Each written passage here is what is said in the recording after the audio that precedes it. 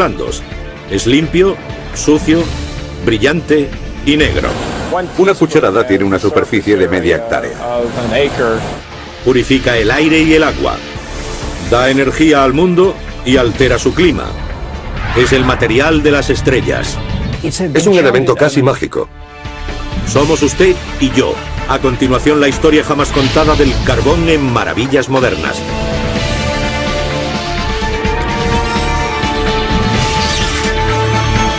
Maravillas Modernas.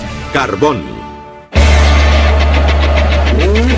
Este ejemplar de fuerza tecnológica es conocido como Champ Car.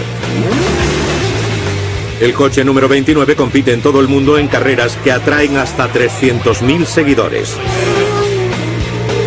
Lo crean o no, sus impresionantes prestaciones se deben al carbono. Son coches de carreras similares a los de la Fórmula 1.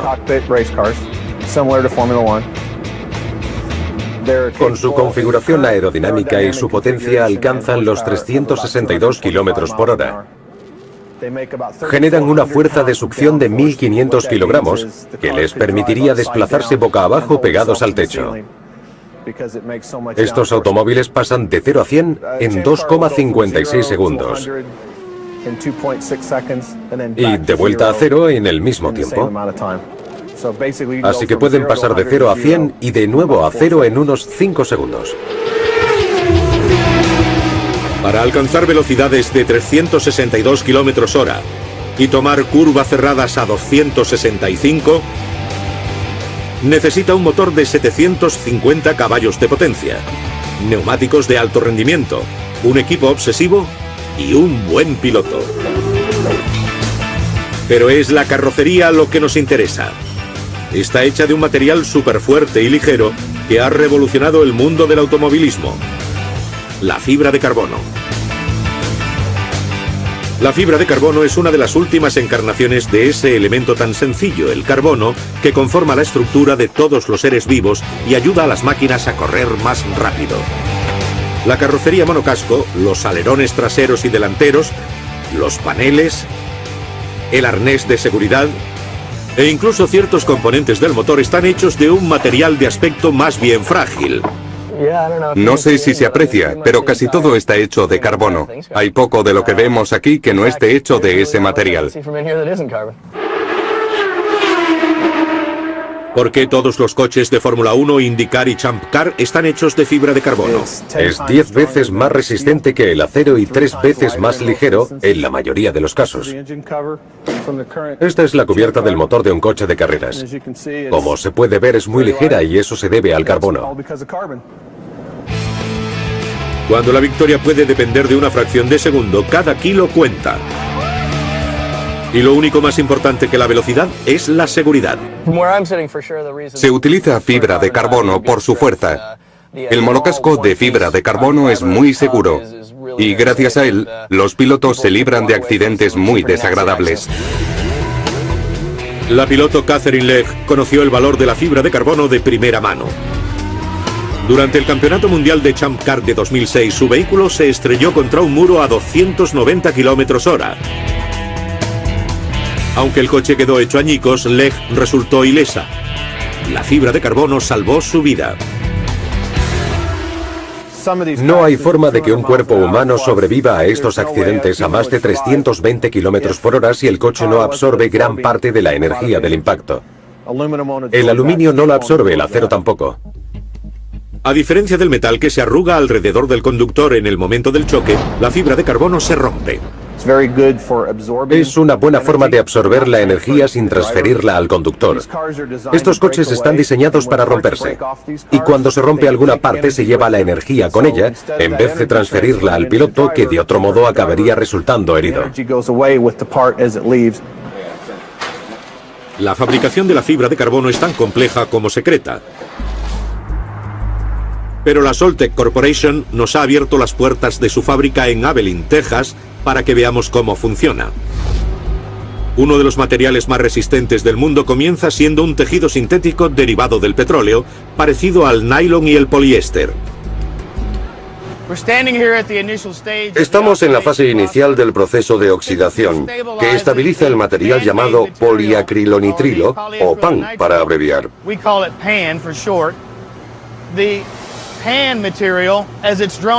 Introducimos el pan en el primer horno de oxidación, y a medida que empieza a cocerse, empieza a cambiar de color.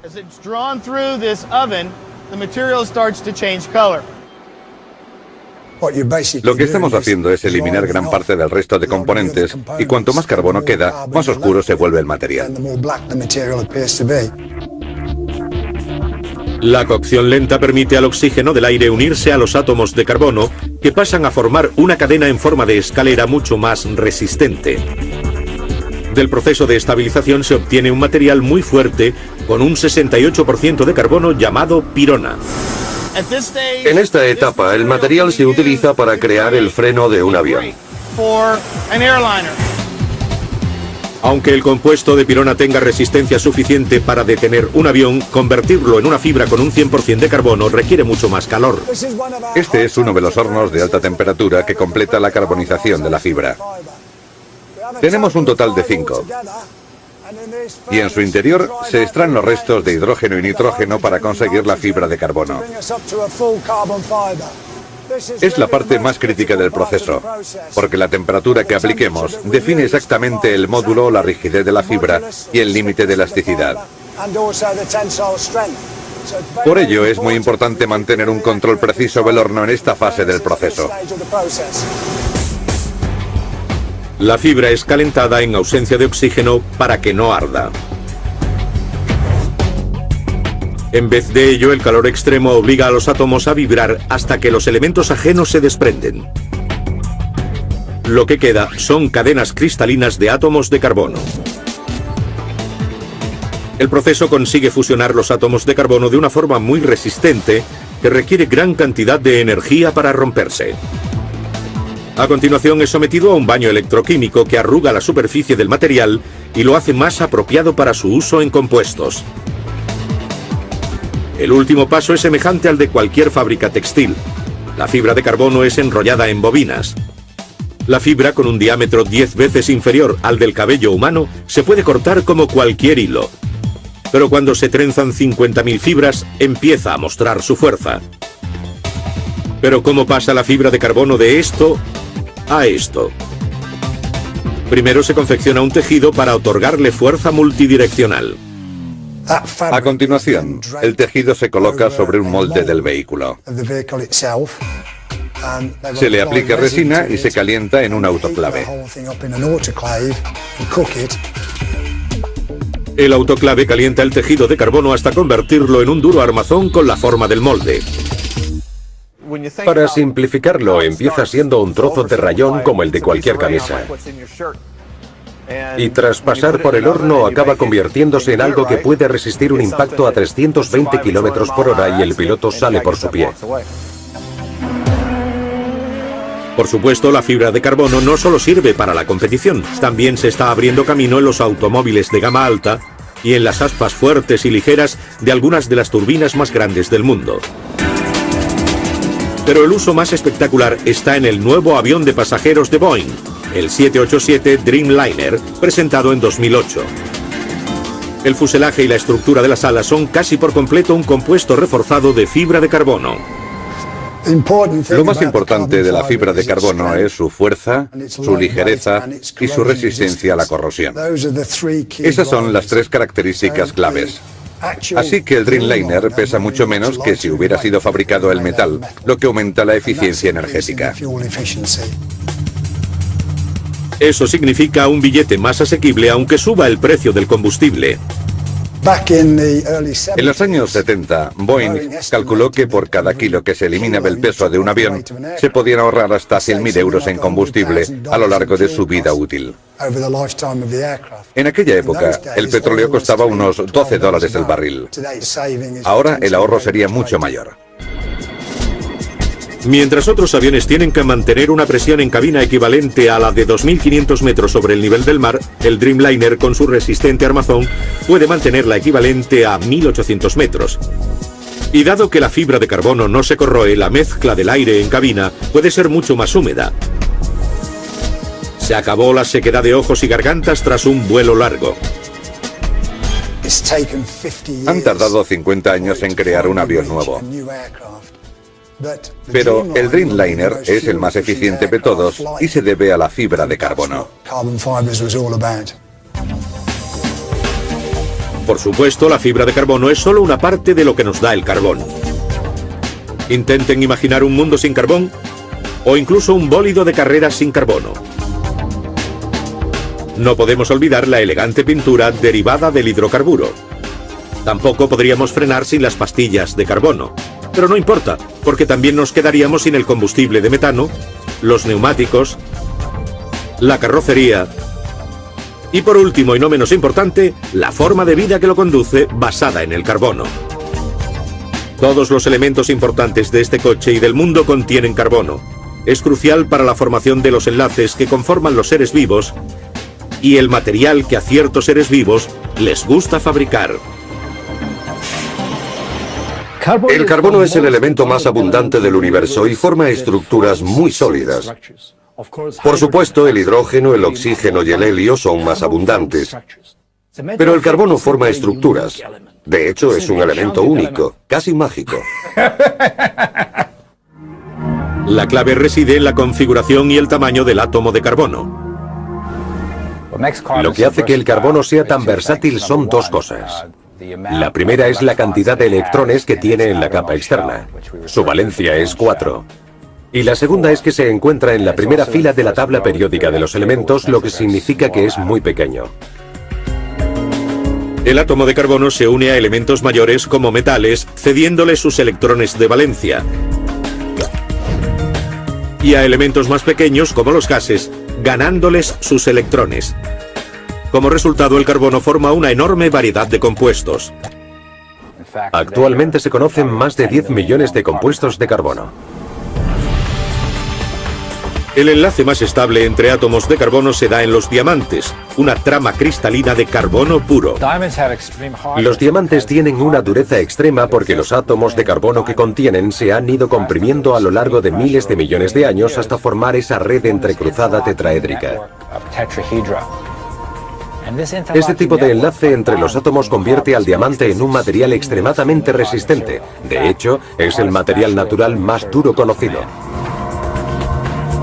El carbono, con su exclusiva capacidad de combinación, es también el componente esencial de todo ser vivo. De ahí la expresión forma de vida basada en el carbono. El carbono es el elemento químico ideal. Es lo suficientemente estable para crear el material de la vida y las reacciones con las que está relacionada, pero también es bastante inestable, de modo que no necesita mucha energía para esas reacciones químicas. Es esta combinación ideal de estabilidad y reactividad lo que convierte al carbono en la columna vertebral de todos los seres vivos.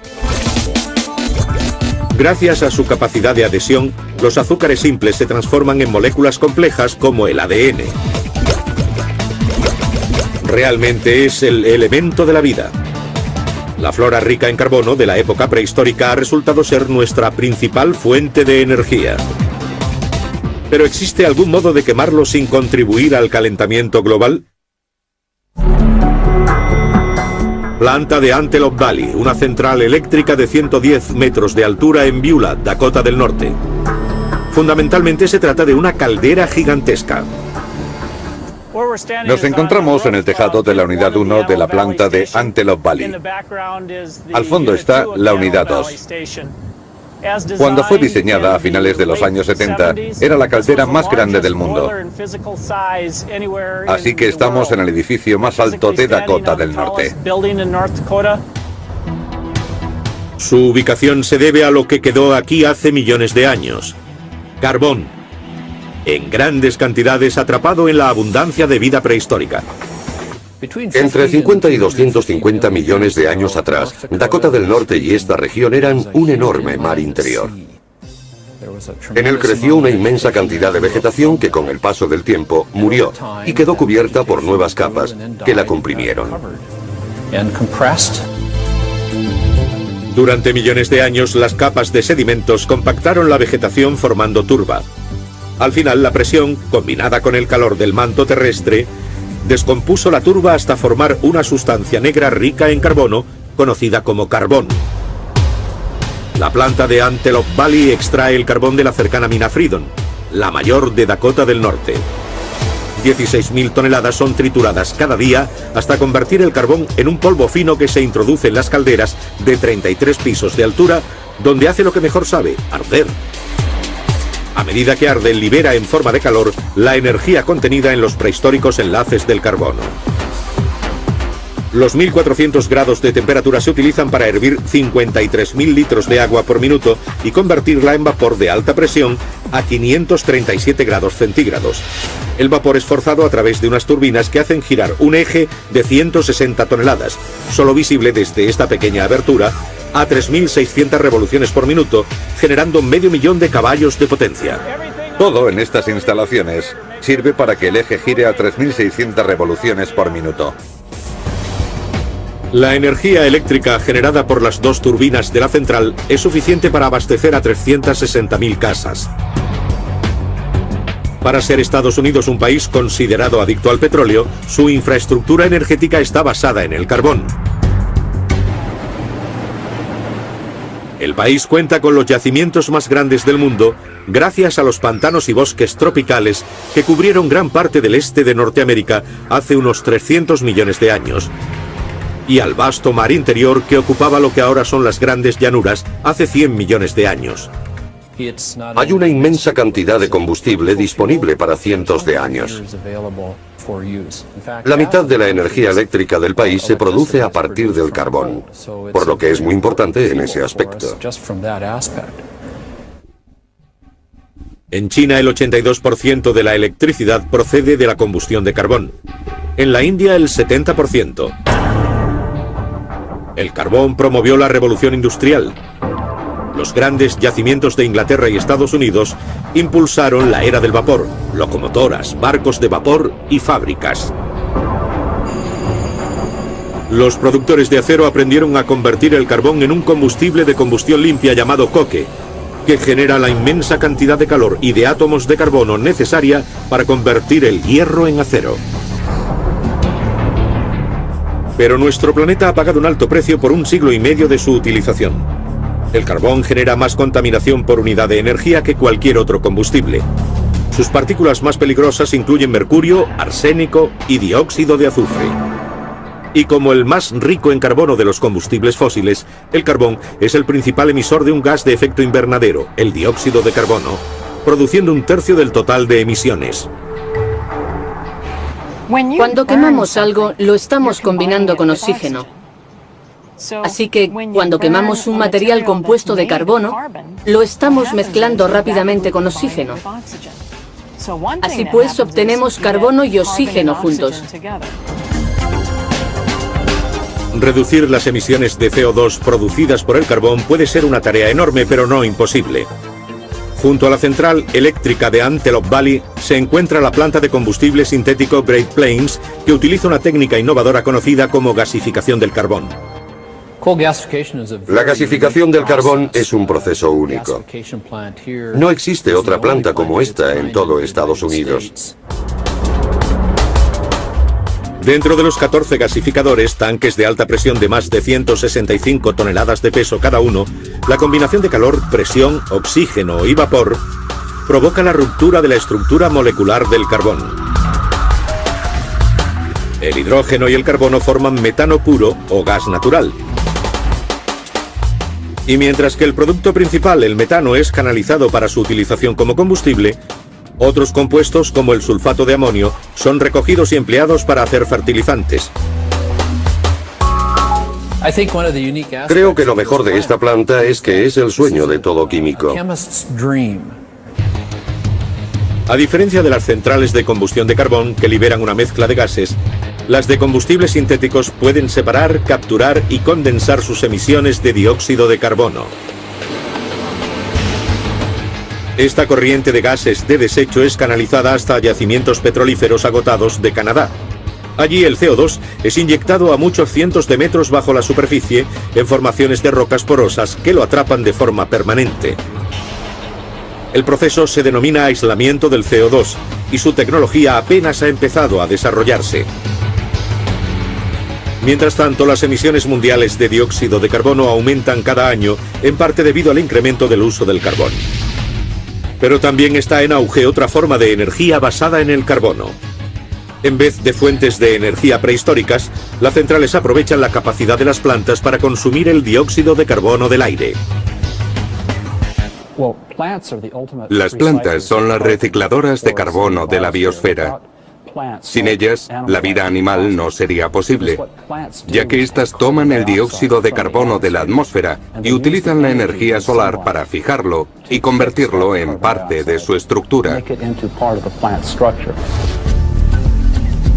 La mayor parte de la estructura de una planta está formada por celulosa y hemicelulosa, complejas cadenas de azúcares que forman el resistente tejido fibroso que las mantiene erguidas. Durante 3 décadas, un grupo de científicos ha trabajado para convertir esos azúcares celulosos en etanol, un combustible orgánico que se utiliza cada vez más en vehículos. A diferencia del etanol de maíz, que se produce a partir de la fermentación del grano, el etanol de celulosa procede de la fermentación de toda la planta, de cualquier planta. Lo mejor es que en el mundo abunda la celulosa. Hay cientos de miles de millones de toneladas. Lo peor es que la madre naturaleza diseñó las paredes celulares de las plantas, las moléculas de celulosa, y no resulta fácil descomponerlas en azúcares. Pero gracias a los avances tecnológicos, especialmente en el campo de los enzimas y otros compuestos capaces de descomponer la celulosa en azúcares fermentables, los científicos han dado con un modo de reemplazar un combustible fósil, el petróleo, con uno vivo, el etanol de celulosa. Este cuenta con muchas ventajas medioambientales. A diferencia del maíz, las plantas ricas en celulosa, como el mijo, prosperan en las tierras baldías y requieren pocos o ningún pesticida o fertilizante, que normalmente se obtienen de los combustibles fósiles. El resultado es que el etanol de celulosa tiene una tasa de retorno energético 10 veces superior a la del maíz. El mijo es nativo de Estados Unidos. Se cree que era una de las especies dominantes de las grandes llanuras cuando llegaron los colonos. Es una gramínea perenne, por lo que es muy buena a la hora de fijar el dióxido de carbono. Al ser una gramínea perenne, su raíz sigue segregando dióxido de carbono al suelo, incluso después de cosechar el tallo. Así que es cuestión de economía. La industria sigue bajando el precio de los enzimas y otras tecnologías desarrolladas, y los científicos predicen que en 10 o 15 años producirán etanol de celulosa por menos de 20 céntimos el litro. Si se hace bien y prestamos atención a la forma de desarrollar el sistema, podremos conseguir combustibles baratos que aporten muchos beneficios medioambientales. Para bien o para mal, la humanidad ha cambiado el paisaje y la atmósfera con los combustibles basados en el carbono. Pero para dejar huella utilizamos una herramienta de carbono muy diferente.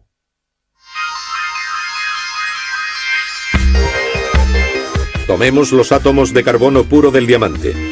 Cambiemos su rígida estructura de malla en una pila de láminas sueltas y habremos transformado uno de los materiales más duros del mundo en uno de los minerales más blandos del planeta, el grafito.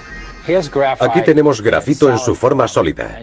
Como podemos ver, la superficie es muy plana y representa lo que sería la lámina superior, por así decirlo, de la capa de grafito.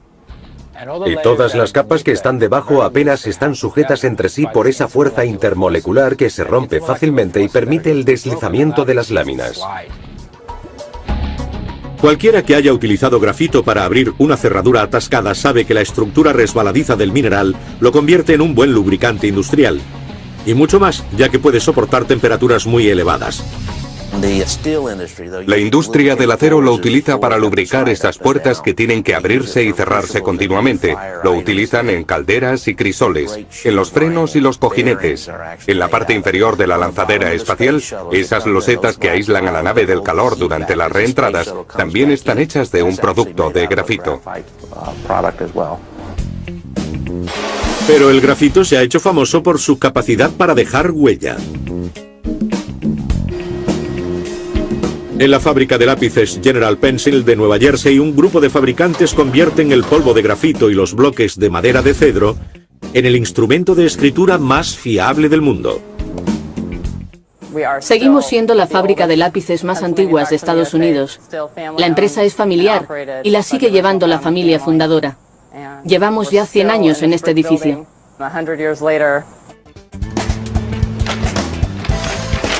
La fabricación de un lápiz comienza con una mezcla de grafito, polvo de carbón y una pequeña cantidad de arcilla.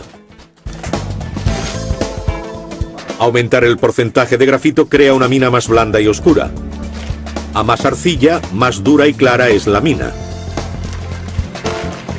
En este molino, lleno de cantos rodados, se vierten 340 kilos de una mezcla de grafito, carbón, arcilla y agua. Los ingredientes son removidos durante 24 horas, hasta que forman un líquido suave y homogéneo. General Pencil bombea el líquido a través de estos filtros que retiran el agua y dividen la mezcla en porciones manejables llamadas tartas.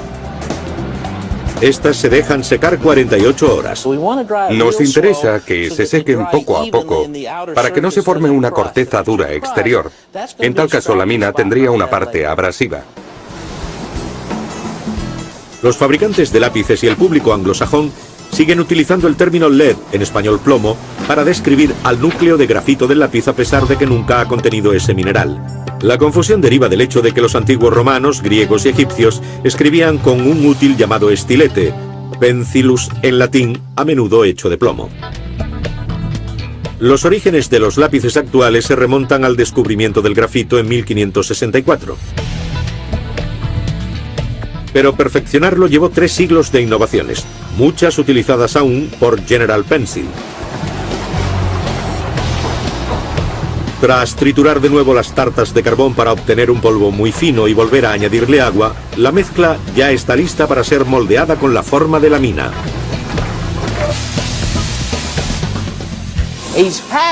Está prensando el material para extraer todo el aire de la mezcla. Igual que para hacer una figurita de arcilla. Si quedara algo de aire, explotaría al introducirla aquí. Bien, John ya ha cargado nuestro cilindro. Ahora por primera vez la mezcla toma la forma de la mina del lápiz. Las minas salen por este orificio y pasan por la rueda cortadora. A medida que la mina pasa por las cuchillas, estas la cortan con una medida determinada y le dan la forma apropiada.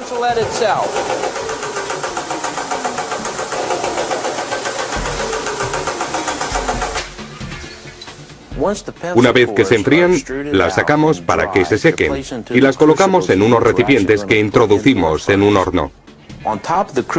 Sobre el recipiente vertemos grafito en polvo, para asegurarnos de que no quede bajo las minas oxígeno que pueda quemarlas.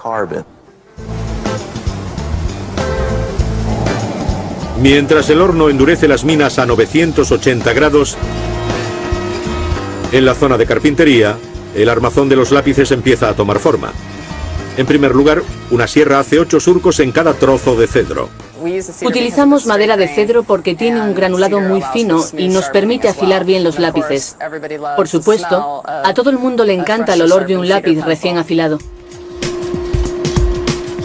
Los núcleos de grafito se pegan a una tablilla y se cubren con otra.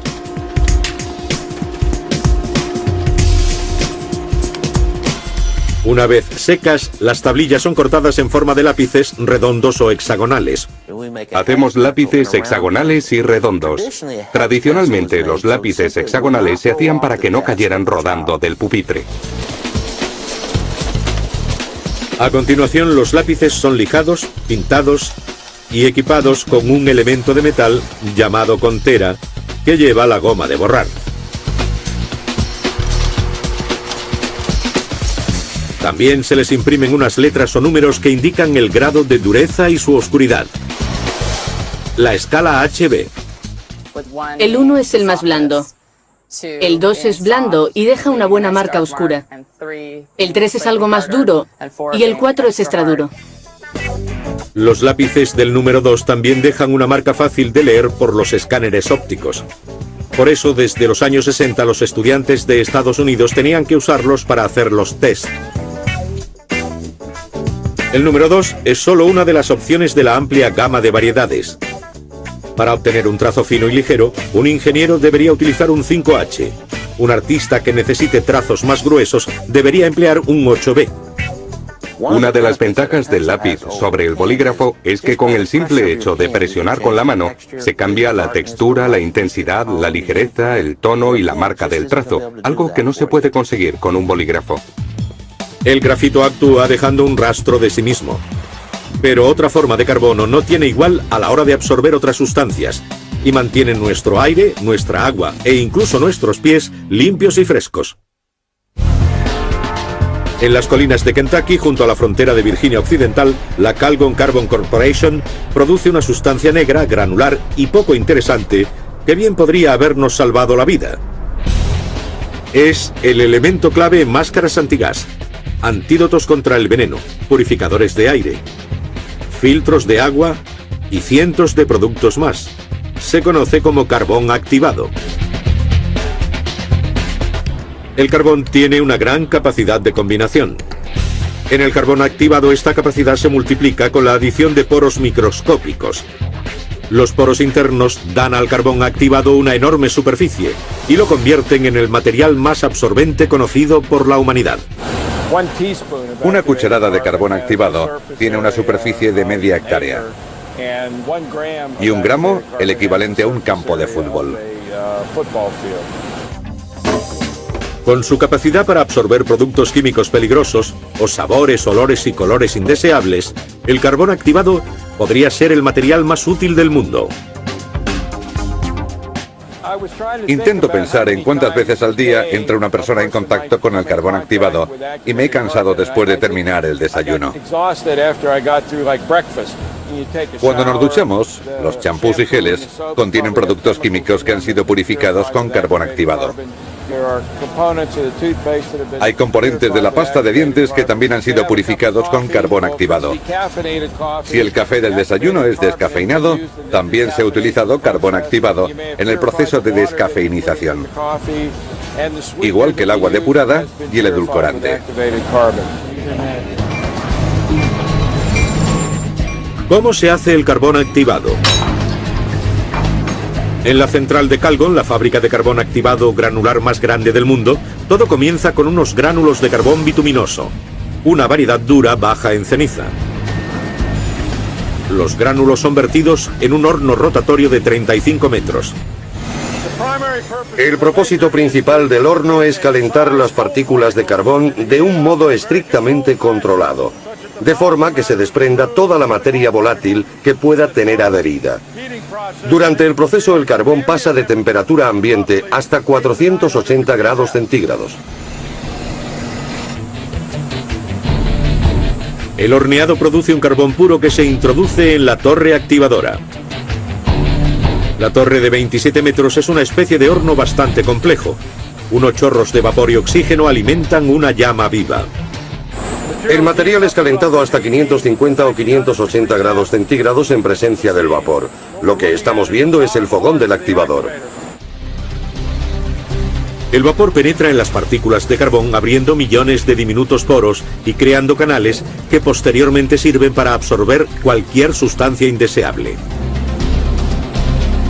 El carbón, ahora ya activado, es enfriado, tamizado y cargado en contenedores, desde bolsas de 500 kilos hasta cisternas de 2 toneladas.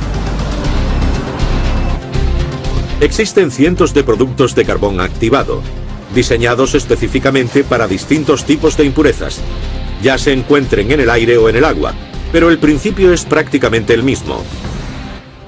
El azul de metileno es una de las soluciones de color que utilizamos para medir el tamaño de los poros en el carbón.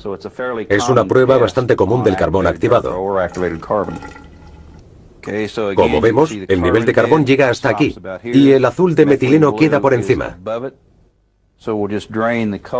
Vamos a dejar pasar la solución a través del carbón que va absorbiendo las moléculas de color que hay en el agua. La capacidad del carbón activado para eliminar colores lo hace indispensable para los fabricantes de comida y bebida que lo utilizan para hacer cerveza clara y azúcar blanca. Pero la función principal del carbón activado es absorber productos químicos peligrosos del agua a su paso por la planta de tratamiento. A medida que el agua atraviesa una capa de gránulos de carbón activado, este absorbe las moléculas orgánicas, ya sea causantes de mal sabor, olor e incluso las dañinas para el ser humano, como pesticidas o herbicidas. Como el carbón activado no mata a los microorganismos, las depuradoras utilizan cloro para suministrar agua potable. La tecnología de filtros de carbón activado ha llegado al ámbito doméstico, donde se utilizan para eliminar cualquier impureza o sabor a cloro. Por supuesto, es importante tener aire limpio y agua pura, pero ¿qué puede hacer el carbón activado por el olor de los pies? Debemos agradecer el trabajo del Dr. Herbert Lapidus, inventor del devoraolores, el primer producto en eliminar el olor provocado por las bacterias que prosperan en el medio sudoroso y confinado de los zapatos. Los zapatos son un medio magnífico para la proliferación de las bacterias. Lo que es peor, están atrapadas ahí dentro, sin poder salir. Para absorber las bacterias, el proceso de Lapidus se basa en el carbón activado derivado de una fuente inesperada. Utilizamos el carbón derivado de cáscaras del coco. Es de gran calidad y mucho más caro. Pero me interesa en pequeñas cantidades, así que busqué el mejor. La NASA consiguió extraer de las cáscaras de coco el carbón activado de mayor calidad del mundo, que se utiliza para limpiar el aire en las naves espaciales. Pero la innovación de los devoraolores es el sistema de aplicación. No hay que coger el carbón y rociarlo en el interior del zapato. Yo sabía que eso no funcionaría. En cambio, lo insertamos en estas plantillas de látex porosas. Cada vez que la persona camina, expulsa el aire. Funciona como un fuelle. Al caminar se mueve el aire. De ese modo las partículas de olor recorren el látex que está impregnado de carbón activado. Y este absorbe esas partículas. El diseño funciona y para millones de personas que sufren de pies olorosos y aquellos que los rodean, el resultado ha sido impresionante. Muchos matrimonios se divorciaban porque el marido no podía quitarse los zapatos en casa. La esposa se negaba a lavarle los calcetines. De nuevo el carbón acude al rescate. Nuevos derivados del carbono protegen los vehículos espaciales y puede que algún día formen una escalera hasta las estrellas. Esta tecnología espacial se denomina aerogel. Casi ingrávido, con una tremenda superficie y gran capacidad de aislamiento térmico, el aerogel ya se ha utilizado para capturar partículas de cometas y para proteger valioso equipamiento de la intensa radiación espacial. Y los científicos no han hecho más que empezar a estudiar esta sustancia. El aerogel es similar a un aerosol. Se trata de la dispersión de un líquido sólido en gas, solo que en este caso sus partículas quedan unidas. Por eso el aerogel, a pesar de tener un 90% de aire, está considerado un sólido. Un puñado de aerogel ocupa la misma superficie que 2 pistas de tenis. Y aún así una oblea de solo 15 gramos puede soportar el peso de un ladrillo. La NASA sometió a prueba las impresionantes cualidades de este material en la misión Stardust en 2004, que estudiaba la composición de los cometas. Stardust utilizó un colector con aerogel para capturar partículas del cometa Wild 2. A medida que las partículas chocaban con el aerogel a gran velocidad, 6 kilómetros por segundo, quedaban incrustadas en él, creando una especie de surco en su estructura, por lo que se iban frenando a medida que penetraban en el aerogel hasta detenerse. La nueva generación de aerogeles está hecha de carbono.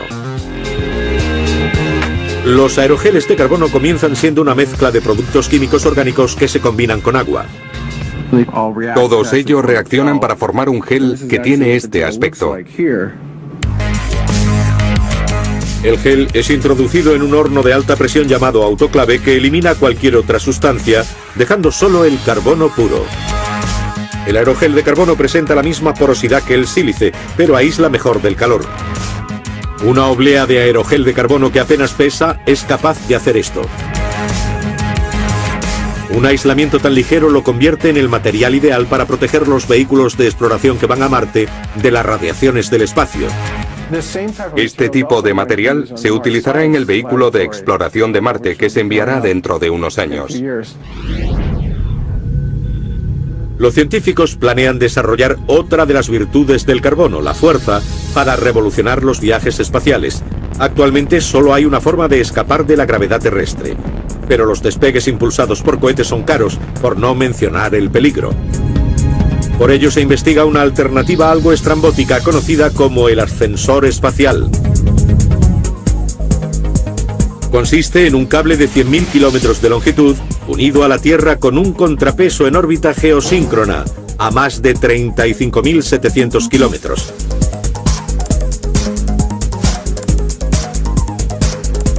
La fuerza centrípeta ejercida por el anclaje contra la velocidad orbital del contrapeso permitiría mantener una tensión suficiente en el cable para la subida de cargamento al espacio. El ascensor espacial es una idea fascinante. ¿Por qué no se ha hecho antes? Porque con los materiales actuales el peso del cable provocaría su caída a la Tierra. Pero existe un material que podría funcionar, los nanotubos de carbono. Los nanotubos de carbono tienen una combinación de propiedades única. Son duros, son resistentes, 10 veces más que el acero y 6 veces más ligeros. Los nanotubos de carbono son partículas de grafito nanométricas cuya estructura ha sido reforzada radicalmente. Si esto representa una capa de grafito, esto es un nanotubo de carbono.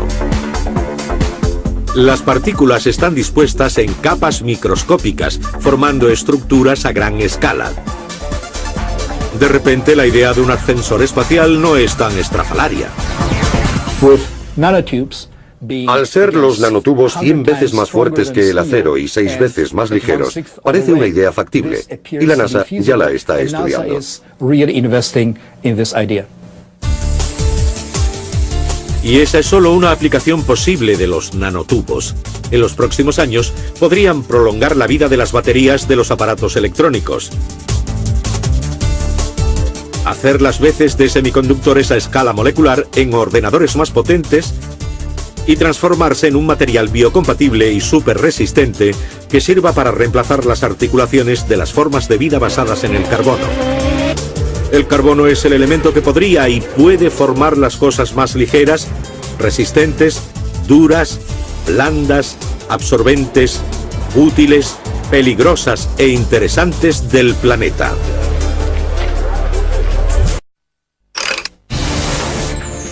El material más duro y resistente conocido por el hombre.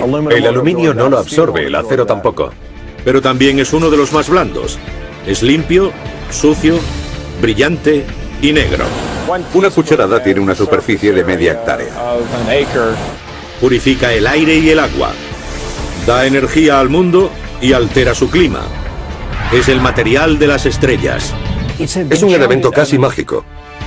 Somos usted y yo. A continuación, la historia jamás contada del carbón en Maravillas Modernas.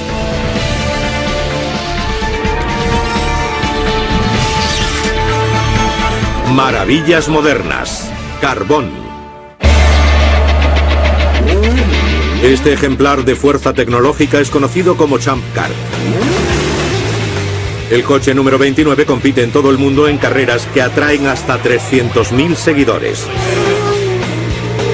Lo crean o no, sus impresionantes prestaciones se deben al carbono. Son coches de carreras similares a los de la Fórmula 1.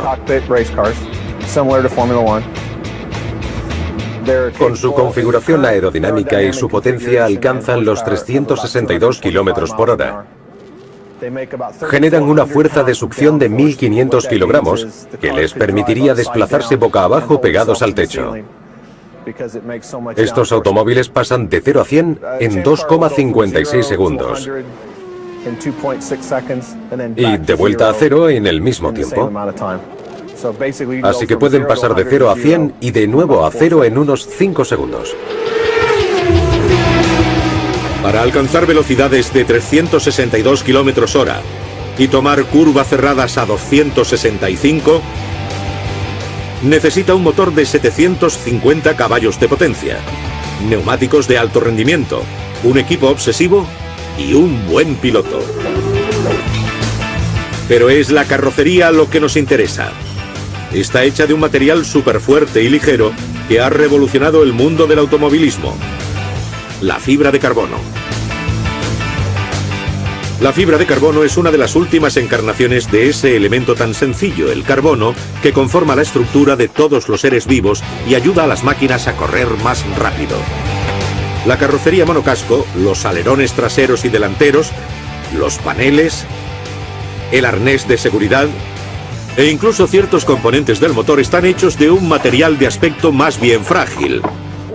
No sé si se aprecia, pero casi todo está hecho de carbono. Hay poco de lo que vemos aquí que no esté hecho de ese material. ¿Por qué todos los coches de Fórmula 1, IndyCar y Champ Car están hechos de fibra de carbono?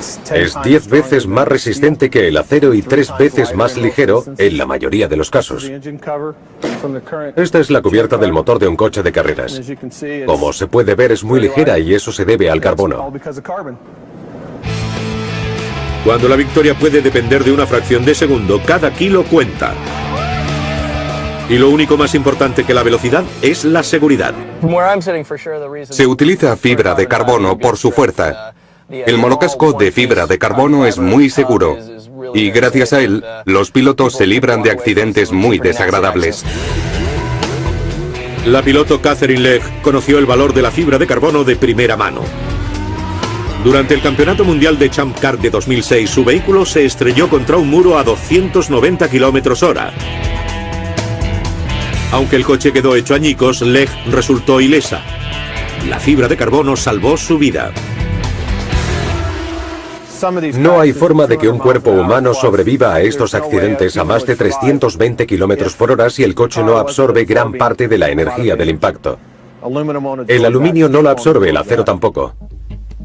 A diferencia del metal que se arruga alrededor del conductor en el momento del choque, la fibra de carbono se rompe.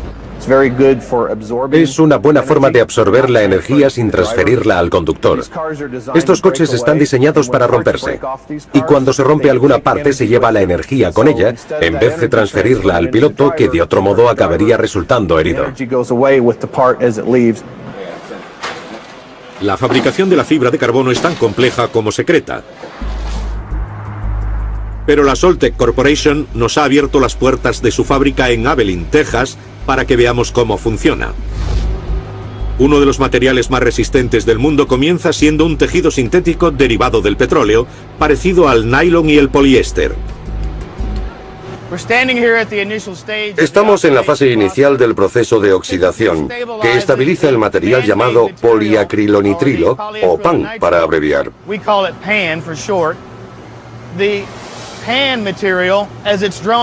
Introducimos el pan en el primer horno de oxidación y a medida que empieza a cocerse, empieza a cambiar de color.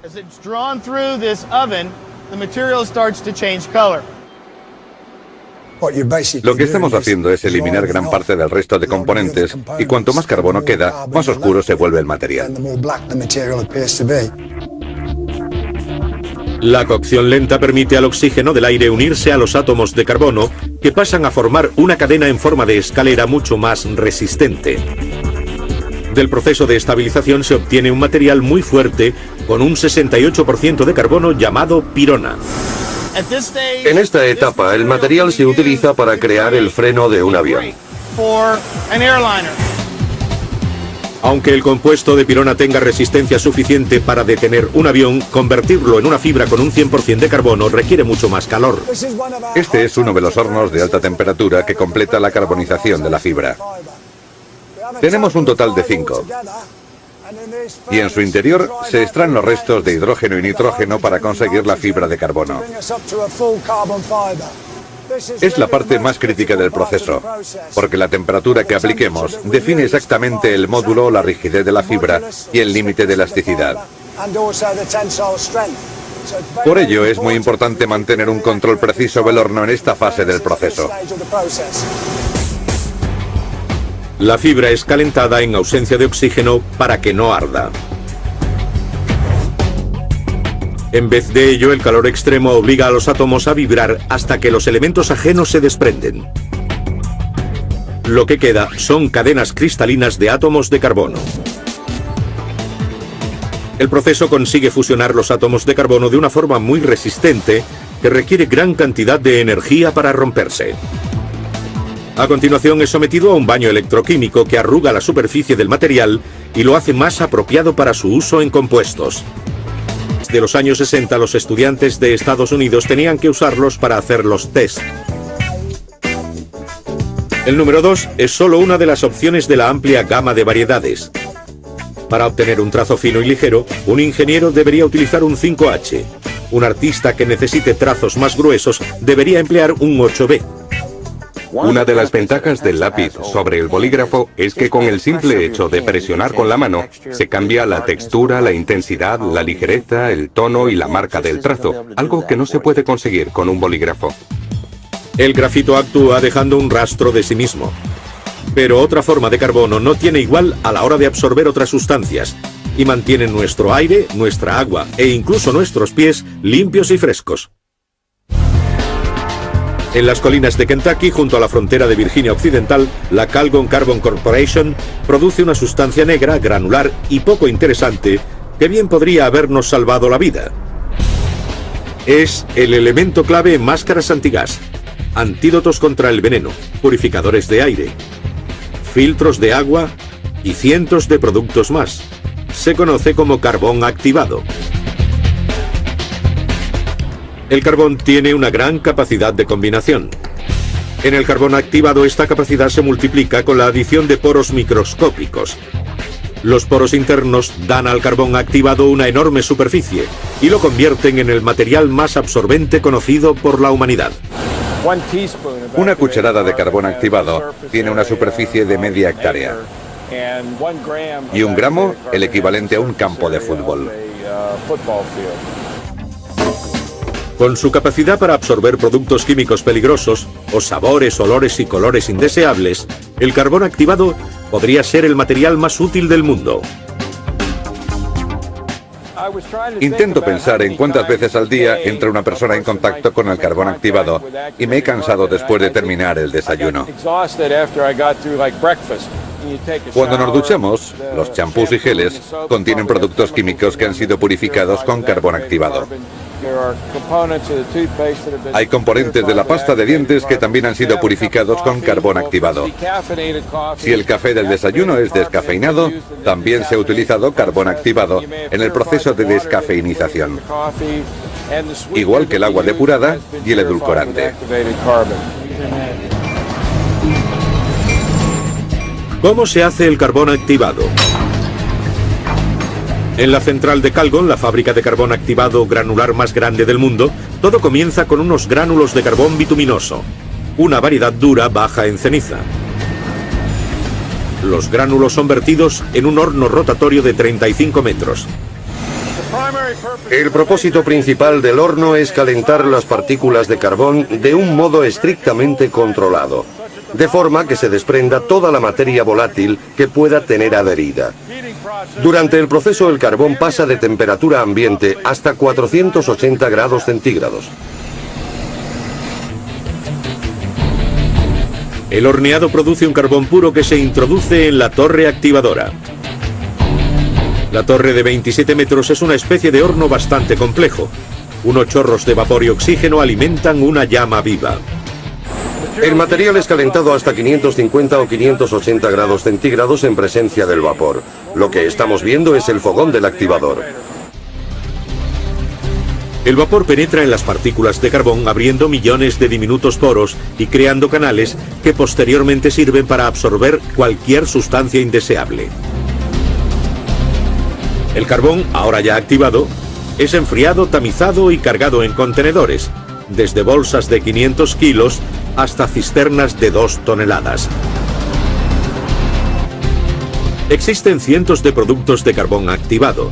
diseñados específicamente para distintos tipos de impurezas, ya se encuentren en el aire o en el agua, pero el principio es prácticamente el mismo.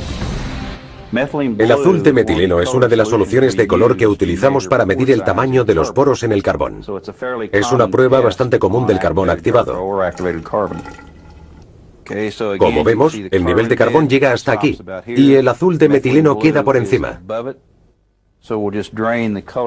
Vamos a dejar pasar la solución a través del carbón que va absorbiendo las moléculas de color que hay en el agua.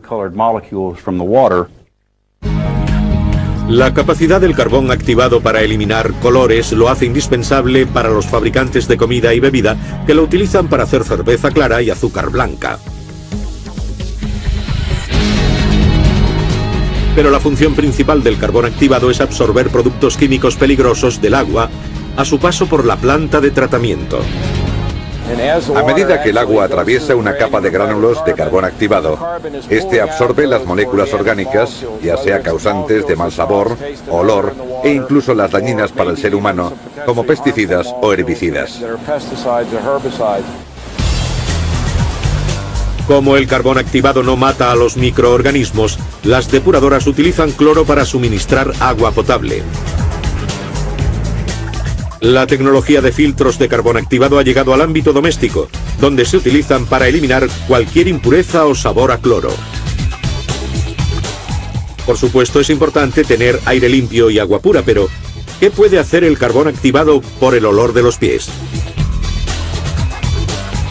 Debemos agradecer el trabajo del Dr. Herbert Lapidus, inventor del devoraolores, el primer producto en eliminar el olor provocado por las bacterias que prosperan en el medio sudoroso y confinado de los zapatos. Los zapatos son un medio magnífico para la proliferación de las bacterias. Lo que es peor, están atrapadas ahí dentro, sin poder salir. Para absorber las bacterias, el proceso de Lapidus se basa en el carbón activado derivado de una fuente inesperada. Utilizamos el carbón derivado de cáscaras del coco. Es de gran calidad y mucho más caro. Pero me interesa en pequeñas cantidades, así que busqué el mejor. La NASA consiguió extraer de las cáscaras de coco el carbón activado de mayor calidad del mundo, que se utiliza para limpiar el aire en las naves espaciales. Pero la innovación de los devoraolores es el sistema de aplicación. No hay que coger el carbón y rociarlo en el interior del zapato. Yo sabía que eso no funcionaría. En cambio, lo insertamos en estas plantillas de látex porosas. Cada vez que la persona camina, expulsa el aire. El último paso es semejante al de cualquier fábrica textil. La fibra de carbono es enrollada en bobinas. La fibra, con un diámetro 10 veces inferior al del cabello humano, se puede cortar como cualquier hilo. Pero cuando se trenzan 50.000 fibras, empieza a mostrar su fuerza. Pero ¿cómo pasa la fibra de carbono de esto a esto? Primero se confecciona un tejido para otorgarle fuerza multidireccional. A continuación, el tejido se coloca sobre un molde del vehículo.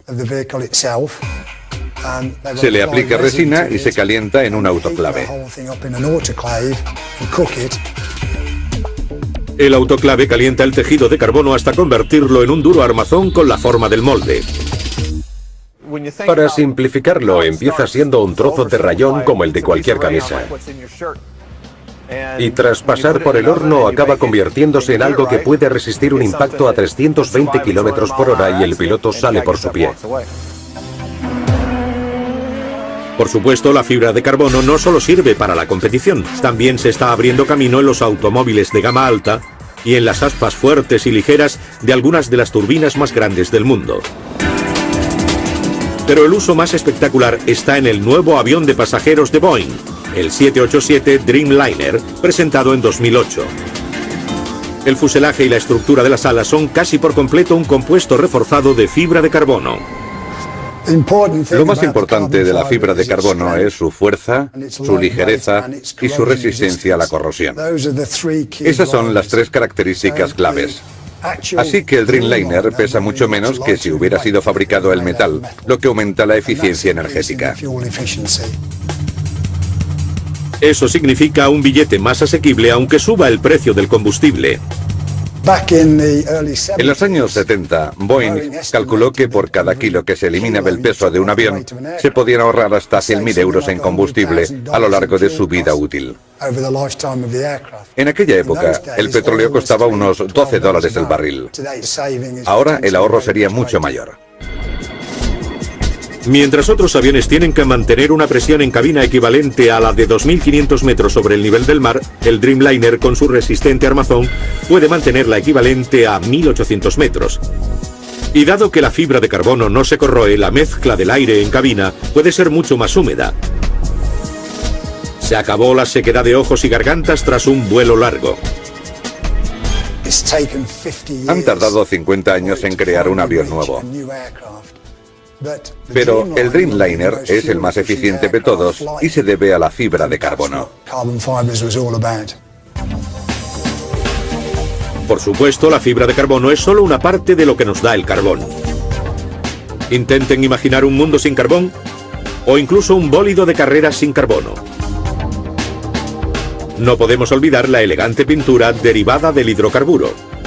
Tampoco podríamos frenar sin las pastillas de carbono. Pero no importa, porque también nos quedaríamos sin el combustible de metano, los neumáticos, la carrocería y por último y no menos importante, la forma de vida que lo conduce basada en el carbono. Todos los elementos importantes de este coche y del mundo contienen carbono. Es crucial para la formación de los enlaces que conforman los seres vivos y el material que a ciertos seres vivos les gusta fabricar. El carbono es el elemento más abundante del universo y forma estructuras muy sólidas. Por supuesto, el hidrógeno, el oxígeno y el helio son más abundantes. Pero el carbono forma estructuras. De hecho, es un elemento único, casi mágico. La clave reside en la configuración y el tamaño del átomo de carbono. Lo que hace que el carbono sea tan versátil son dos cosas. La primera es la cantidad de electrones que tiene en la capa externa. Su valencia es 4. Y la segunda es que se encuentra en la primera fila de la tabla periódica de los elementos, lo que significa que es muy pequeño. El átomo de carbono se une a elementos mayores como metales, cediéndoles sus electrones de valencia. Y a elementos más pequeños como los gases, ganándoles sus electrones. Como resultado, el carbono forma una enorme variedad de compuestos. Actualmente se conocen más de 10 millones de compuestos de carbono. El enlace más estable entre átomos de carbono se da en los diamantes, una trama cristalina de carbono puro. Los diamantes tienen una dureza extrema porque los átomos de carbono que contienen se han ido comprimiendo a lo largo de miles de millones de años hasta formar esa red entrecruzada tetraédrica.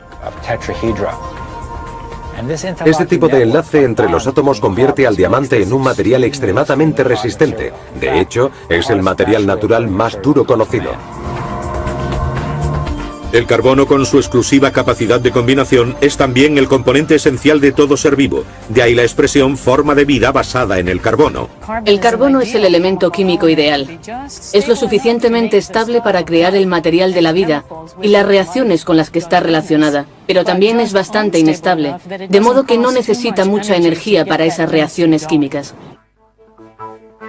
Es esta combinación ideal de estabilidad y reactividad lo que convierte al carbono en la columna vertebral de todos los seres vivos. Gracias a su capacidad de adhesión, los azúcares simples se transforman en moléculas complejas como el ADN. Realmente es el elemento de la vida. La flora rica en carbono de la época prehistórica ha resultado ser nuestra principal fuente de energía. ¿Pero existe algún modo de quemarlo sin contribuir al calentamiento global? Planta de Antelope Valley, una central eléctrica de 110 metros de altura en Beulah, Dakota del Norte. Fundamentalmente se trata de una caldera gigantesca. Nos encontramos en el tejado de la unidad 1 de la planta de Antelope Valley. Al fondo está la unidad 2. Cuando fue diseñada a finales de los años 70, era la caldera más grande del mundo. Así que estamos en el edificio más alto de Dakota del Norte. Su ubicación se debe a lo que quedó aquí hace millones de años: carbón, en grandes cantidades atrapado en la abundancia de vida prehistórica. Entre 50 y 250 millones de años atrás, Dakota del Norte y esta región eran un enorme mar interior. En él creció una inmensa cantidad de vegetación que con el paso del tiempo murió y quedó cubierta por nuevas capas que la comprimieron. Durante millones de años, Mico es nativo de Estados Unidos. Se cree que era una de las especies dominantes de las grandes llanuras cuando llegaron los colonos. Es una gramínea perenne, por lo que es muy buena a la hora de fijar el dióxido de carbono. al ser una gramínea perenne, su raíz sigue segregando dióxido de carbono al suelo incluso después de cosechar el tallo. Así que es cuestión de economía. La industria sigue bajando el precio de los enzimas y otras tecnologías desarrolladas, y los científicos predicen que en 10 o 15 años producirán etanol de celulosa por menos de 20 céntimos el litro. Si se hace bien y prestamos atención a la forma de desarrollar el sistema, podremos conseguir combustibles baratos que aporten muchos beneficios medioambientales. Para bien o para mal, la humanidad ha cambiado el paisaje y la atmósfera con los combustibles basados en el carbono. Pero para dejar huella utilizamos una herramienta de carbono muy diferente.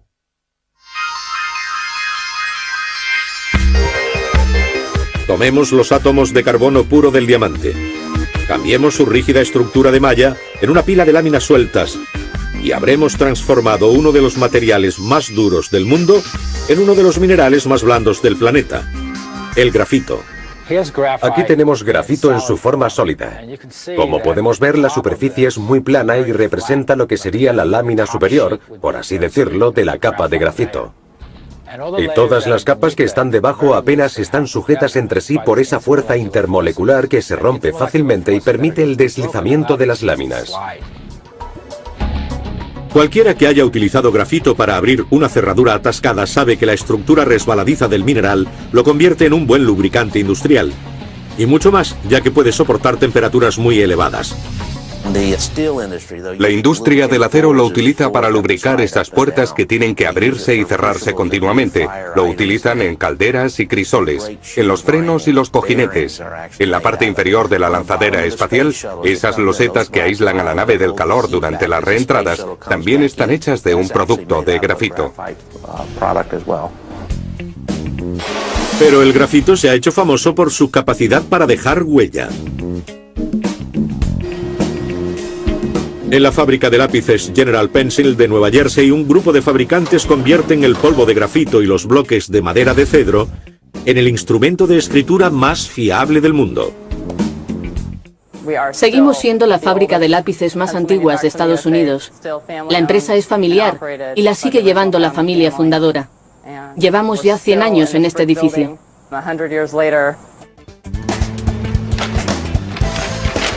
La fabricación de un lápiz comienza con una mezcla de grafito, polvo de carbón y una pequeña cantidad de arcilla. Aumentar el porcentaje de grafito crea una mina más blanda y oscura. A más arcilla, más dura y clara es la mina. En este molino, lleno de cantos rodados, se vierten 340 kilos de una mezcla de grafito, carbón, arcilla y agua. Los ingredientes son removidos durante 24 horas, hasta que forman un líquido suave y homogéneo. General Pencil bombea el líquido a través de estos filtros que retiran el agua y dividen la mezcla en porciones manejables llamadas tartas. Estas se dejan secar 48 horas. Nos interesa que se sequen poco a poco para que no se forme una corteza dura exterior. En tal caso, la mina tendría una parte abrasiva. Los fabricantes de lápices y el público anglosajón siguen utilizando el término lead, en español plomo, para describir al núcleo de grafito del lápiz a pesar de que nunca ha contenido ese mineral. La confusión deriva del hecho de que los antiguos romanos, griegos y egipcios escribían con un útil llamado estilete, pencilus en latín, a menudo hecho de plomo. Los orígenes de los lápices actuales se remontan al descubrimiento del grafito en 1564. Pero perfeccionarlo llevó 3 siglos de innovaciones, muchas utilizadas aún por General Pencil. Tras triturar de nuevo las tartas de carbón para obtener un polvo muy fino y volver a añadirle agua, la mezcla ya está lista para ser moldeada con la forma de la mina.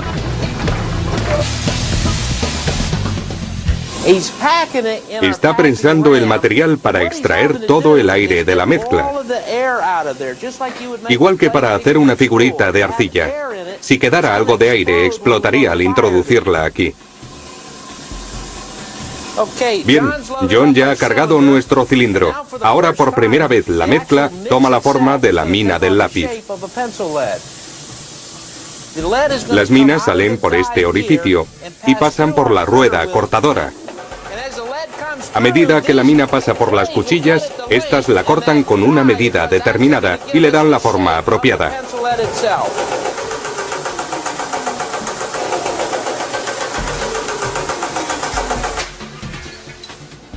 Una vez que se enfrían, las sacamos para que se sequen y las colocamos en unos recipientes que introducimos en un horno.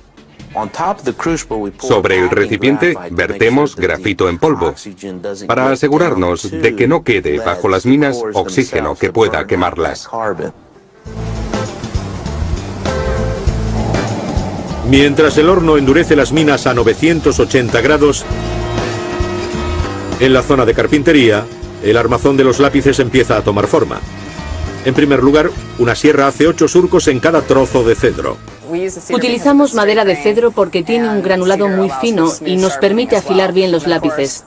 Por supuesto, a todo el mundo le encanta el olor de un lápiz recién afilado. Los núcleos de grafito se pegan a una tablilla y se cubren con otra.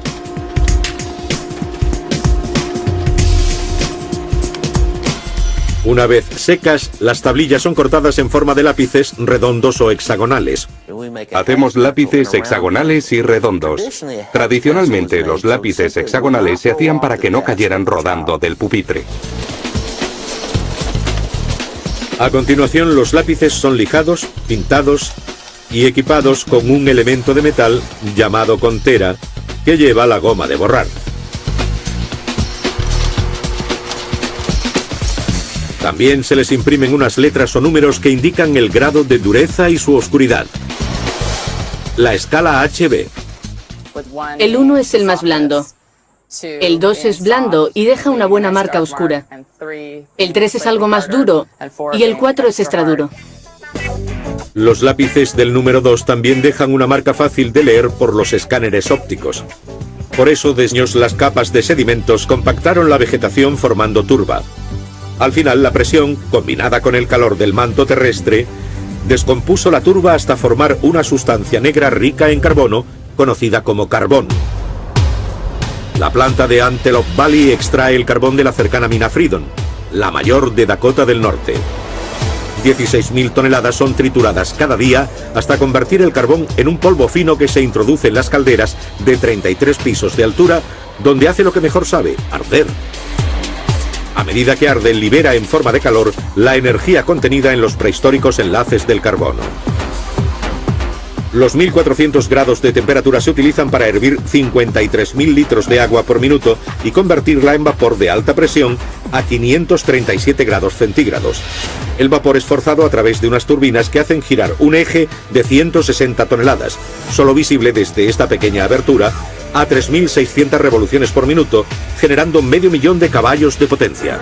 Todo en estas instalaciones sirve para que el eje gire a 3.600 revoluciones por minuto. La energía eléctrica generada por las 2 turbinas de la central es suficiente para abastecer a 360.000 casas. Para ser Estados Unidos un país considerado adicto al petróleo, su infraestructura energética está basada en el carbón. El país cuenta con los yacimientos más grandes del mundo gracias a los pantanos y bosques tropicales que cubrieron gran parte del este de Norteamérica hace unos 300 millones de años, y al vasto mar interior que ocupaba lo que ahora son las grandes llanuras hace 100 millones de años. Hay una inmensa cantidad de combustible disponible para cientos de años. La mitad de la energía eléctrica del país se produce a partir del carbón, por lo que es muy importante en ese aspecto. En China, el 82% de la electricidad procede de la combustión de carbón. En la India, el 70%.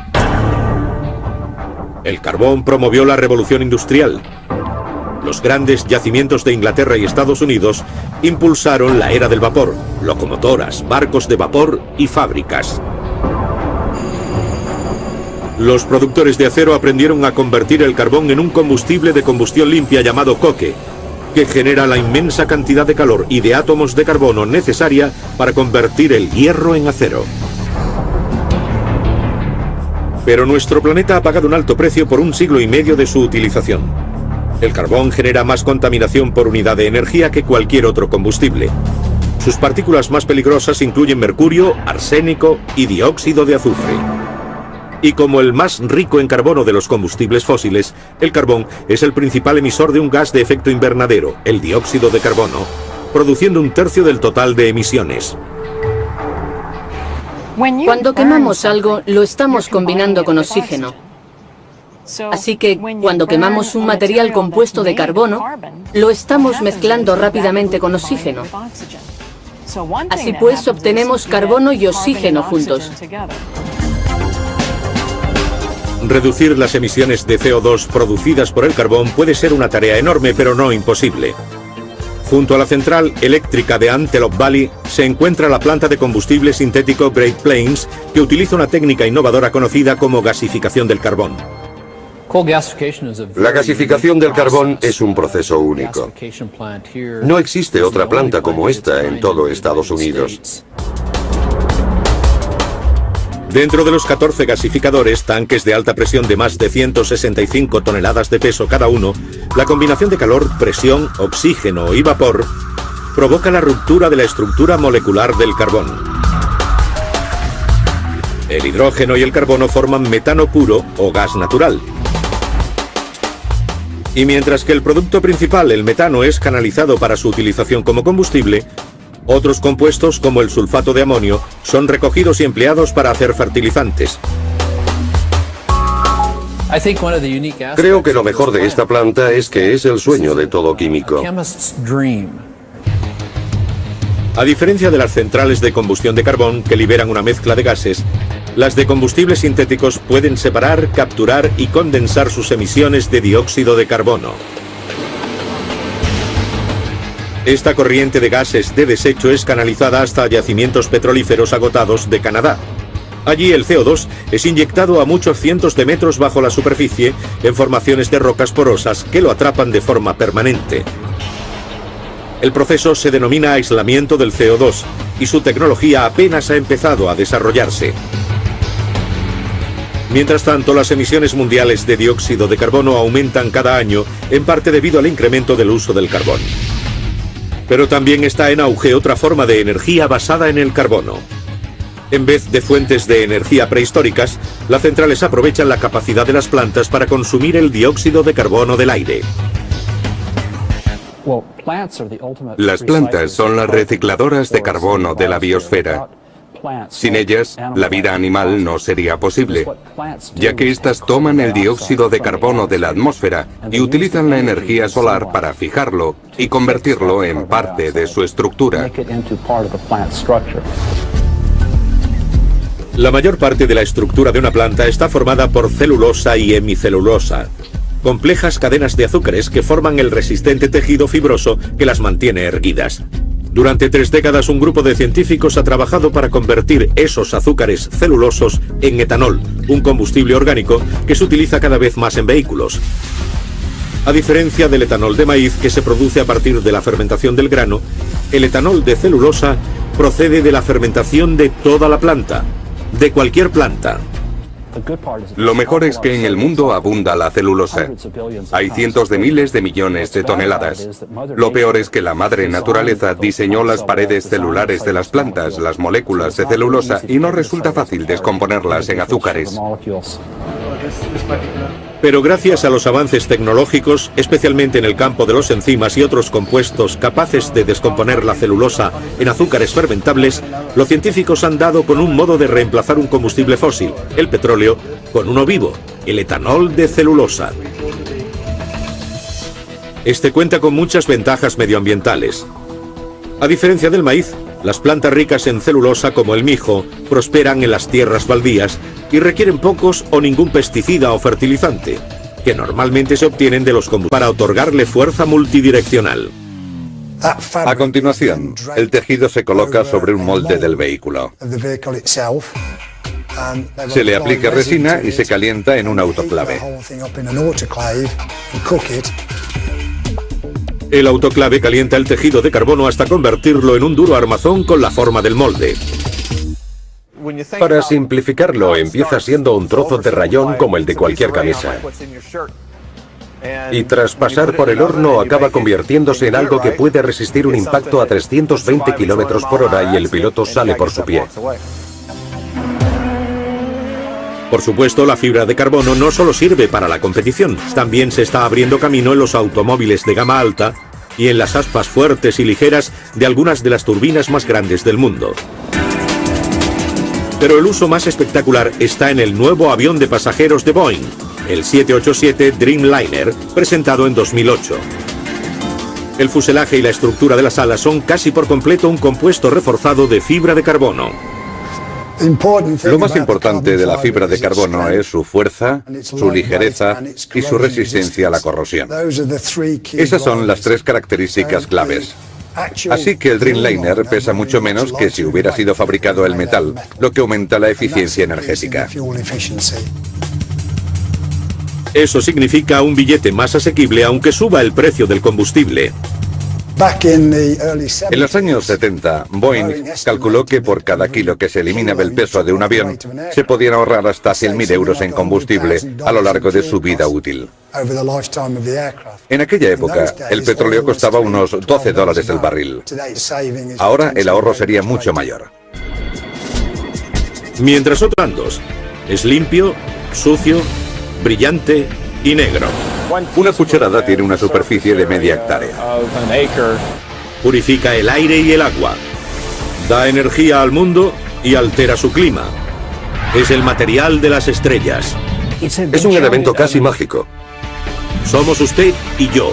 A continuación, la historia jamás contada del carbón en Maravillas Modernas.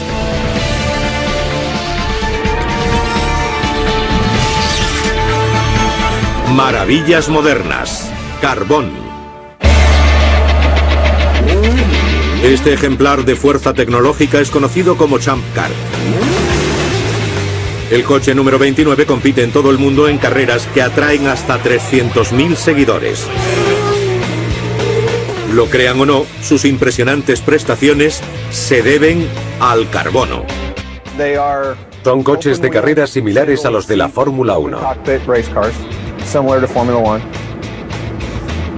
Con su configuración aerodinámica y su potencia alcanzan los 362 km por hora. Generan una fuerza de succión de 1.500 kilogramos que les permitiría desplazarse boca abajo pegados al techo. Estos automóviles pasan de 0 a 100 en 2,56 segundos. Y de vuelta a cero en el mismo tiempo. Así que pueden pasar de 0 a 100 y de nuevo a 0 en unos 5 segundos. Para alcanzar velocidades de 362 km/h y tomar curvas cerradas a 265, necesita un motor de 750 caballos de potencia, neumáticos de alto rendimiento, un equipo obsesivo y un...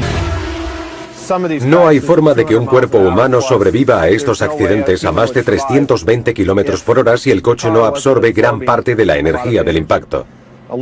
El aluminio no la absorbe, el acero tampoco.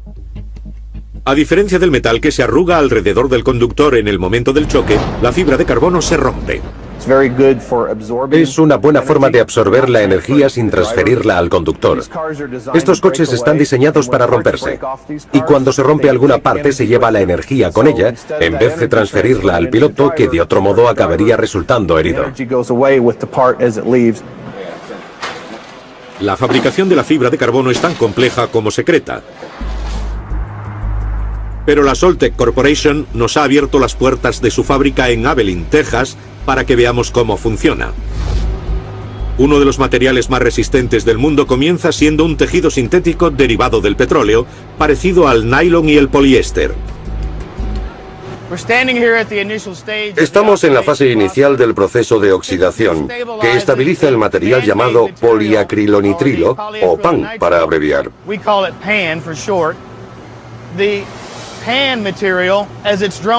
Introducimos el pan en el primer horno de oxidación, y a medida que empieza a cocerse, empieza a cambiar de color.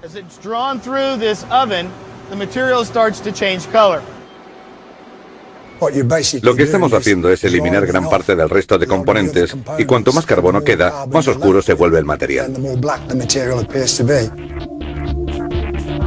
La cocción lenta permite al oxígeno del aire unirse a los átomos de carbono, que pasan a formar una cadena en forma de escalera mucho más resistente. Del proceso de estabilización se obtiene un material muy fuerte, con un 68% de carbono llamado pirona. En esta etapa, el material se utiliza para crear el freno de un avión. Aunque el compuesto de pirona tenga resistencia suficiente para detener un avión, convertirlo en una fibra con un 100% de carbono requiere mucho más calor. Este es uno de los hornos de alta temperatura que completa la carbonización de la fibra. Tenemos un total de 5. Y en su interior se extraen los restos de hidrógeno y nitrógeno para conseguir la fibra de carbono. Es la parte más crítica del proceso, porque la temperatura que apliquemos define exactamente el módulo, la rigidez de la fibra y el límite de elasticidad. Por ello es muy importante mantener un control preciso del horno en esta fase del proceso. La fibra es calentada en ausencia de oxígeno para que no arda. En vez de ello, el calor extremo obliga a los átomos a vibrar hasta que los elementos ajenos se desprenden. Lo que queda son cadenas cristalinas de átomos de carbono. El proceso consigue fusionar los átomos de carbono de una forma muy resistente que requiere gran cantidad de energía para romperse. A continuación es sometido a un baño electroquímico que arruga la superficie del material y lo hace más apropiado para su uso en compuestos. El último paso es semejante al de cualquier fábrica textil. La fibra de carbono es enrollada en bobinas. La fibra, con un diámetro 10 veces inferior al del cabello humano, se puede cortar como cualquier hilo. Pero cuando se trenzan 50.000 fibras, empieza a mostrar su fuerza. Pero ¿cómo pasa la fibra de carbono de esto a esto? Primero se confecciona un tejido buen piloto. Pero es la carrocería lo que nos interesa. Está hecha de un material súper fuerte y ligero que ha revolucionado el mundo del automovilismo: la fibra de carbono. La fibra de carbono es una de las últimas encarnaciones de ese elemento tan sencillo, el carbono, que conforma la estructura de todos los seres vivos y ayuda a las máquinas a correr más rápido. La carrocería monocasco, los alerones traseros y delanteros, los paneles, el arnés de seguridad e incluso ciertos componentes del motor están hechos de un material de aspecto más bien frágil. No sé si se aprecia, pero casi todo está hecho de carbono. Hay poco de lo que vemos aquí que no esté hecho de ese material. ¿Por qué todos los coches de Fórmula 1, IndyCar y Champ Car están hechos de fibra de carbono? Es 10 veces más resistente que el acero y 3 veces más ligero en la mayoría de los casos. Esta es la cubierta del motor de un coche de carreras. Como se puede ver, es muy ligera y eso se debe al carbono. Cuando la victoria puede depender de una fracción de segundo, cada kilo cuenta. Y lo único más importante que la velocidad es la seguridad. Se utiliza fibra de carbono por su fuerza. El monocasco de fibra de carbono es muy seguro. Y gracias a él, los pilotos se libran de accidentes muy desagradables. La piloto Katherine Legge conoció el valor de la fibra de carbono de primera mano. Durante el Campeonato Mundial de Champ Car de 2006, su vehículo se estrelló contra un muro a 290 km/h. Aunque el coche quedó hecho añicos, Leg resultó ilesa. La fibra de carbono salvó su vida.